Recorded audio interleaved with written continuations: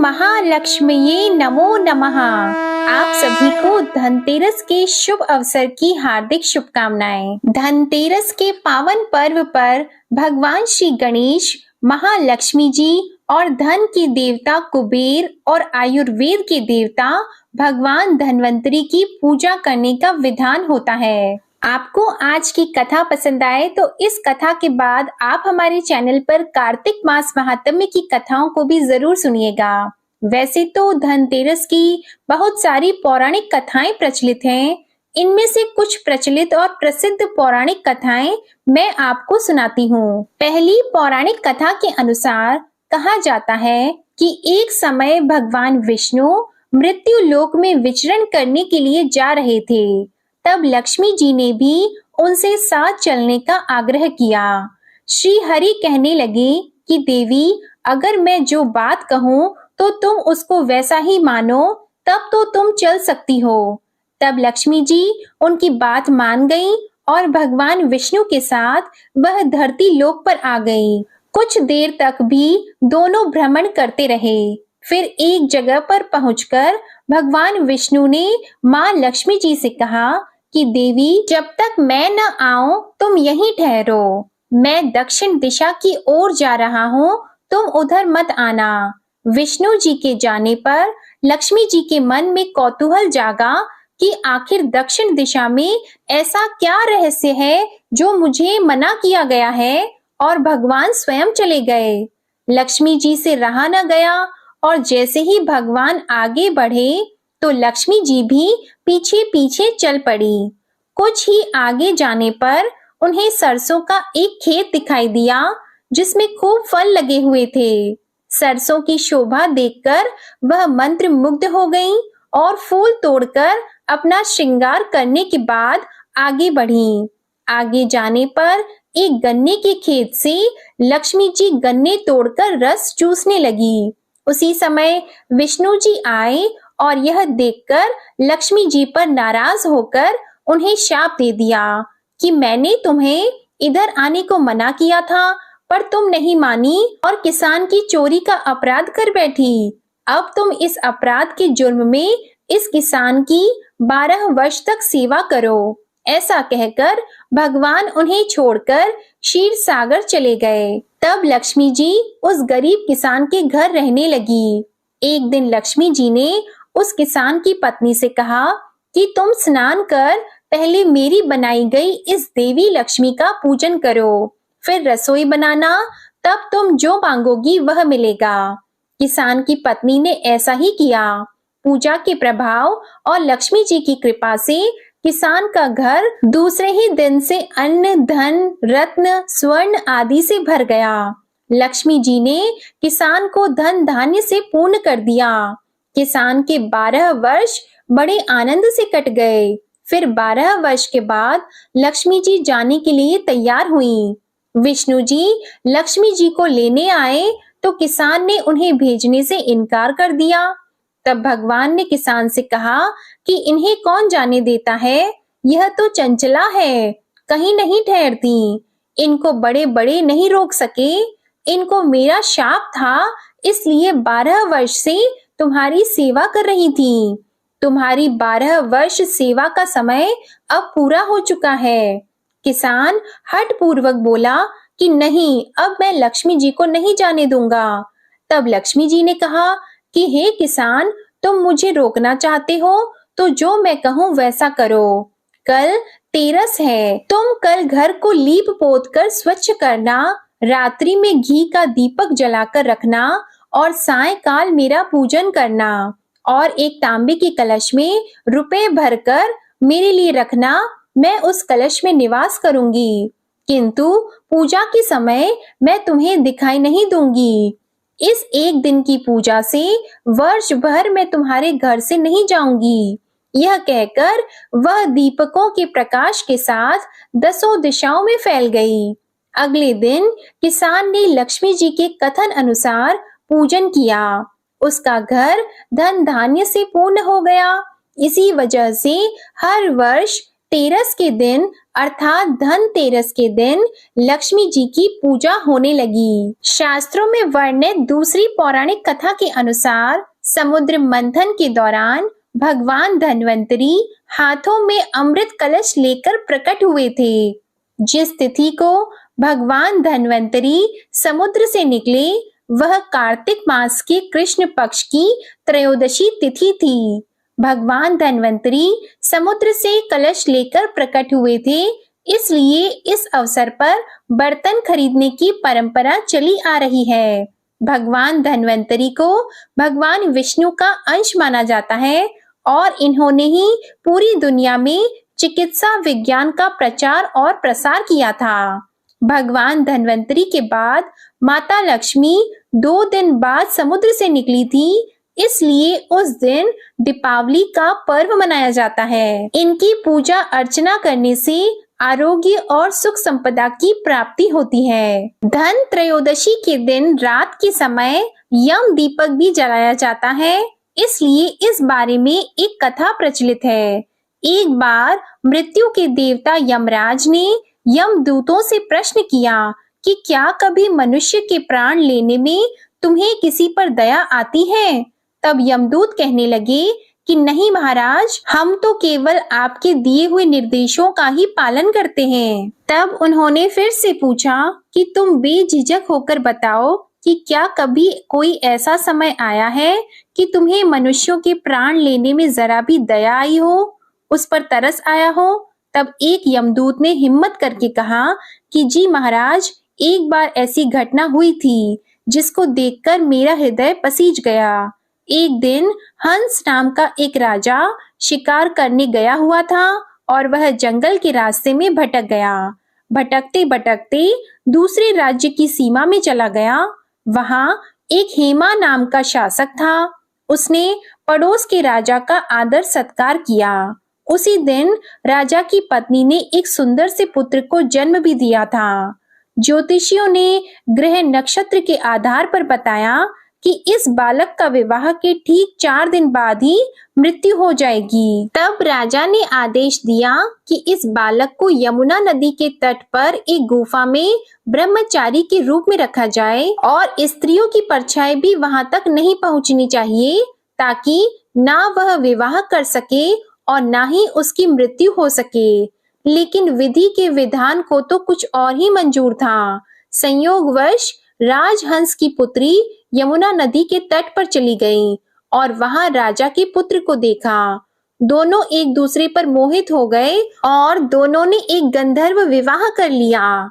विवाह के 4 दिन बाद ही राजा के पुत्र की मृत्यु हो गई। तब यमदूत ने यमराज से कहा कि हे महाराज, यही वह समय था जिसमें उस नवविवाहिता का करुण विलाप सुनकर मेरा हृदय पसीज गया था। सारी बातें सुनकर यमराज ने कहा कि अब क्या करें, ये तो विधाता का विधान है और मर्यादा में रहते हुए तो हमें इस प्रकार का काम करना ही पड़ेगा। यमदूतों ने पूछा कि महाराज, क्या कोई ऐसा उपाय है जिससे अकाल मृत्यु से बचा जा सके? तब यमराज जी ने कहा कि धनतेरस के दिन विधि विधान के साथ पूजा अर्चना और दीप दान करने से अकाल मृत्यु नहीं होती। जो भी लोग इस दिन रात के समय चौमुखा दीपक अपने घर के मुख्य द्वार पर जलाएगा, उसके घर में सभी परिवार के सदस्यों की अकाल मृत्यु से रक्षा होगी। इतना ही नहीं, यमलोक में आने पर उसे नरक में मिलने वाली प्रताड़नाओं से भी मुक्ति मिल जाएगी। ऐसा कहकर यमराज ने यमदूतों को यम दीपक के बारे में बता दिया। यही कारण है कि धनतेरस की रात को घर के मुख्य द्वार पर चौमुखा मिट्टी का दीपक जलाया जाता है। अगर मिट्टी का दीपक ना हो तो आटे का चौमुखा दीपक भी आप इस दिन जला सकते हैं। ध्यान रहे कि यम दीपक को जलाने के बाद उस दीपक को फिर देखा नहीं जाता है। यम दीपक जलाते समय कुछ सावधानियां भी रखी जाती हैं। ध्यान रखना चाहिए कि सूरज डूबने के बाद ही यम दीपक को जलाएं और इस बात का भी ध्यान रखें कि जब घर के सभी सदस्य घर में आ जाएं, उसके बाद ही दीपक जलाना शुभ होता है। इस दिन दीप जलाने के लिए पुराने मिट्टी के दीपक का आप प्रयोग कर सकते हैं। नई मिट्टी के दीपक को नहीं जलाना चाहिए। यदि पुराना मिट्टी का दीपक ना हो तो आप आटे का चौमुखा दीपक भी जला सकते हैं। यम दीपक जलाते समय इस बात का ध्यान रखें कि दीपक का मुख दक्षिण दिशा की तरफ होना चाहिए। इस दीपक को नाली या फिर कूड़े के ढेर के पास में भी रखकर जलाया जा सकता है। घर के मुख्य द्वार पर आप दाईं तरफ इस दीपक को रखकर जलाएं। यम दीपक में रुई की बातें की जगह कलावे की बात ही प्रयोग की जाती है और ये दीपक कभी खाली नहीं जलाया जाता। दीपक के नीचे आप अक्षत या गेहूं के ढेर रखें। उसके ऊपर आप इस दीपक को स्थापित करें। इसके अलावा दीपक के साथ में ही आपको कोई भी मिठाई या फिर बताशा रखना चाहिए और अगले दिन इस दीपक को विसर्जित कर देना चाहिए। इस दीपक को घर के मुख्य द्वार पर ही रखकर जलाना चाहिए और जलते हुए दीपक को परिवार का कोई भी सदस्य ना देखे, इस बात का विशेष ध्यान रखना चाहिए।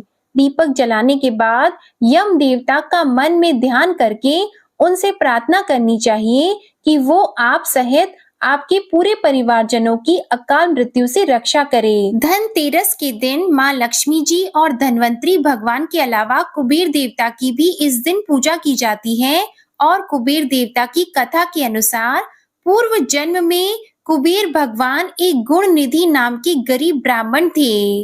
बचपन में उन्होंने अपने पिता से धर्मशास्त्र की शिक्षा प्राप्त की, लेकिन गलत संगत में आने के कारण उन्हें जुआ खेलने और चोरी की लत लग गई।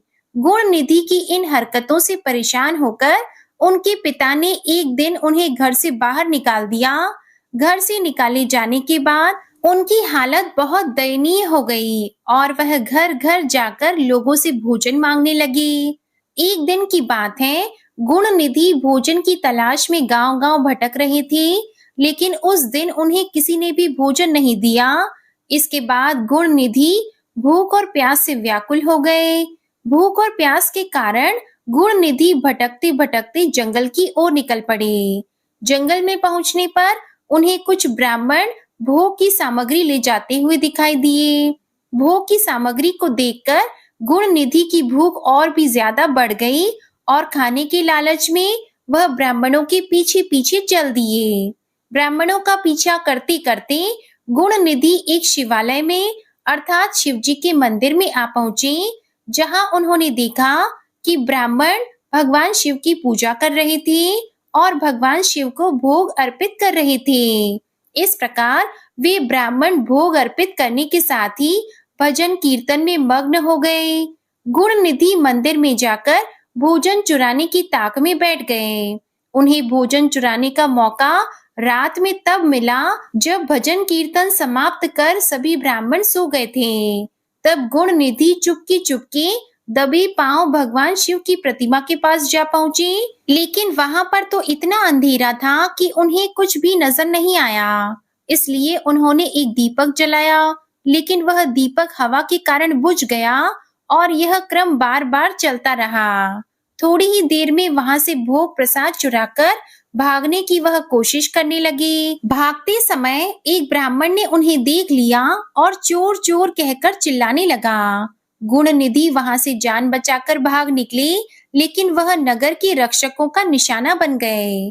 भोजन चुराकर भागते समय गुण निधि की मृत्यु हो गई, लेकिन अनजाने में उनसे महाशिवरात्रि के व्रत का पालन हो गया, जिसके कारण वह उस व्रत के शुभ फल के हकदार बन गए थे। अनजान में ही महाशिवरात्रि के व्रत का पालन हो जाने के कारण गुण निधि अपने अगले जन्म में कलिंग देश के राजा बन गए। अपने इस जन्म में गुण निधि भगवान शिव के परम भक्त हुए। वह सदैव भगवान शिव की भक्ति में ही लीन रहते थे और उनकी इस कठिन तपस्या और साधना और भक्ति को देखकर भगवान शिव उन पर प्रसन्न हुए। भगवान शिव की ही माया थी, जिसके कारण एक गरीब ब्राह्मण धन के देवता कुबेर कहलाए और संसार में पूजनीय बन गए। तब भगवान शिव ने उन्हें आशीर्वाद दिया कि धन त्रयोदशी तिथि अर्थात धनतेरस के दिन उनकी पूजा किए बिना धनतेरस की पूजा सफल नहीं मानी जाएगी। यही कारण है कि धनतेरस के दिन कुबेर देवता की भी पूजा की जाती है और कुबेर देवता को धन की देवता अर्थात धन प्रदान करने वाले देवता माना जाता है। जो भी भक्त सच्चे मन से कुबेर देवता की पूजा करता है उनके घर में धन के भंडार भरे रहते हैं। अब आप बड़े ही प्रेम और प्रसन्न चित्त मन से माता लक्ष्मी की चालीसा सुनिए। मातु लक्ष्मी करी कृपा, करो हृदय में वास, मनोकामना सिद्ध करी, पुरवहु मेरी आस। सिंधु सुता में सुमिरो तो ही, ज्ञान बुद्धि विद्या दो मोही, तुम समान नहीं कोई उपकारी, सब विधि पुरवहु आस हमारी। जय जय जगत जननी जगदम्बा, सबकी तुम ही हो अवलंबा, तुम ही हो सब घट घट वासी, विनती यही हमारी खासी। जग जननी जय सिंधु कुमारी, दीनन की तुम हो हितकारी, विनवो नित्य तुम ही महारानी, कृपा करो जग जननी भवानी।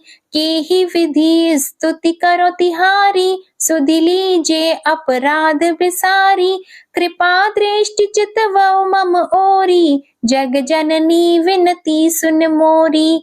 ज्ञान बुद्धि जय सुख की दाता, संकट हरो हमारी माता, क्षीर सिंधु जय विष्णु मथायो, 14 रत्न सिंधु में पायो। 14 रत्न में तुम सुख राशि, सेवा कियो प्रभु बनी दासी। जब जब जन्म जहाँ प्रभु लीन्हा, रूप बदलतः सेवा कीन्हा। स्वयं विष्णु जब नर तनु धारा, लीने अवधपुरी अवतारा, तब तुम प्रगट जनकपुर माही, सेवा कियो हृदय पुलकाही। अपनाया तो ही अंतर्यामी, विश्व विदित त्रिभुवन की स्वामी, तुम सम प्रबल शक्ति नहीं आनी, कह लो महिमा कहो बखानी। मन क्रम वचन करे सेवकाई, मन इच्छित वांछित फल पाई, तजी छल कपट और चतुराई, पूजहि विविध भांति मन लाई।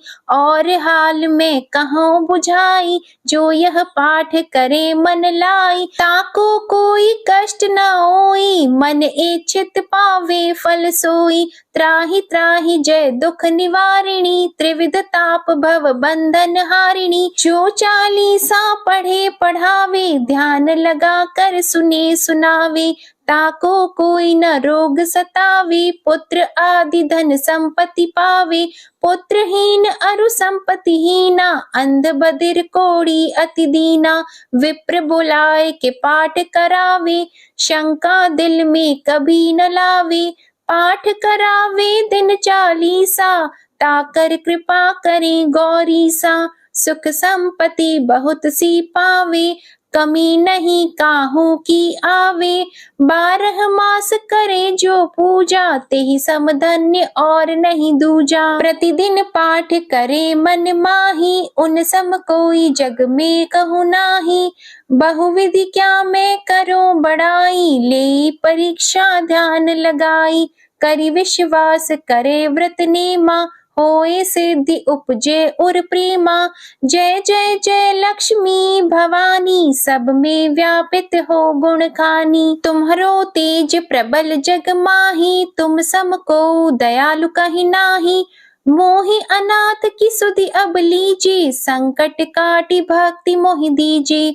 भूल चूक कर क्षमा हमारी, दर्शन दजे दशा निहारी। बिन दर्शन व्याकुल अधिकारी, तुम ही अछत दुख सहते भारी। नहीं मोहि ज्ञान बुद्धि है तन में, सब जानत हो अपने मन में। रूप चतुर्भुज करके धारण, कष्ट मोर अब करहु निवारण। केहि प्रकार मैं करूं बड़ाई, ज्ञान बुद्धि मोहि नहीं अधिकाई। त्राहि त्राहि दुख हारिणी, हरो वेगी सब त्रास। जयति जयति जय लक्ष्मी, करो शत्रु को नाश। रामदास धरि ध्यान नित, विनय करत कर जोर। मातु लक्ष्मी दास पर करहु दया की कोर। माता लक्ष्मी की चालीसा समाप्त होती है। अब आप सुनिए माँ लक्ष्मी की आरती। ओम जय लक्ष्मी माता, मैया जय लक्ष्मी माता, तुमको निस दिन सेवत हर विष्णु विधाता। ओम जय लक्ष्मी माता, उमा रमा ब्रह्माणी, तुम ही जग माता। सूर्य चंद्रमा ध्यावत नारद ऋषि गाता। ओम जय लक्ष्मी माता, दुर्गा रूप निरंजनी, सुख संपत्ति दाता। जो कोई तुमको ध्याता, रिद्धि सिद्धि धन पाता। ओम जय लक्ष्मी माता, तुम ही पाताल निवासिनी, तुम ही शुभदाता। कर्म प्रभाव प्रकाशनी, भवनिधि की त्राता। ओम जय लक्ष्मी माता, जिस घर तुम रहती हो, ताहि में सद्गुण आता। सब संभव हो जाता, मन नहीं घबराता। ओम जय लक्ष्मी माता, तुम बिन यज्ञ न होता, वस्त्र न कोई पाता। खान पान का वैभव सब तुमसे आता। ओम जय लक्ष्मी माता, शुभ गुण मंदिर सुंदर, शिरोदधि जाता। रत्न चतुर्दश तुम बिन कोई नहीं पाता। ओम जय लक्ष्मी माता, महालक्ष्मी जी की आरती जो कोई नर गाता, और आनंद समाता, पाप उतर जाता। ओम जय लक्ष्मी माता, ओम जय लक्ष्मी माता। प्रेम से बोलिए माँ लक्ष्मी जी की जय, भगवान विष्णु जी की जय, बोलिए गणेश जी भगवान की जय। आइए अब हम सब मिलकर भगवान धन्वंतरी जी की आरती करें। जय धन्वंतरी देवा, जय धन्वंतरी देवा, जरा रोग से पीड़ित जन जन सुख देवा। जय धन्वंतरी देवा, तुम समुद्र से निकली अमृत कलश लिए, देवासुर के संकट आकर दूर किए। जय धन्वंतरी देवा, आयुर्वेद बनाया, जग में फैलाया, सदा स्वस्थ रहने का साधन बतलाया। जय धन्वंतरी देवा, भुजाचार अति सुंदर, शंख सुधाधारी, आयुर्वेद वनस्पति से शोभा है भारी।